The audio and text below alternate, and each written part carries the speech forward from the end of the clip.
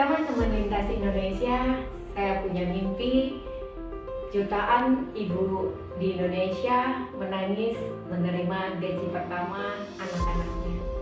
Karena itu, kelas belajar gratis ini kita adakan.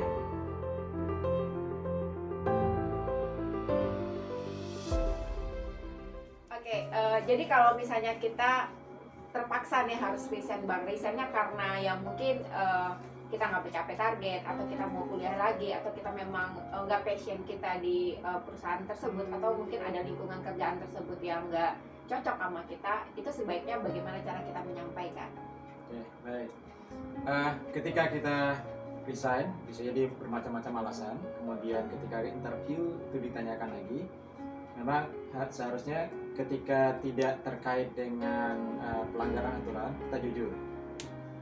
Jadi misalnya di perusahaan sebelumnya kita diberi target, kemudian targetnya tidak tercapai, tapi ketika interview kita sebutkan bukan kita gagal mencapai target, tapi sebutkan bahwa perusahaan melakukan review, kemudian melakukan efisiensi, sehingga dilakukan pengurangan karyawan, dan saya sebagai yang terdampak dari efisiensi dilakukan oleh perusahaan tersebut. Itu jadi kita tidak menyalahkan perusahaannya, kita juga tidak menjatuhkan diri kita sendiri, tapi kita memberikan alasan yang tepat. Jadi perusahaan melakukan efisiensi. Kemudian kalau tadi misalnya jawabannya ketika kita punya alasan untuk sekolah misalnya, itu nggak apa-apa, sebutkan bahwa saya ingin punya bekal ilmu yang lebih tinggi, sehingga ketika berhadapan dengan permasalahan kerja saya bisa memberikan solusi lebih baik. Jadi saya putuskan untuk sekolah dulu, kemudian kembali untuk bekerja setelah saya berhasil di sekolah itu. Kemudian kalau misalnya alasan yang lain, misalnya alasan keluarga, misalnya karena lokasi, itu nggak apa-apa disebutkan bahwa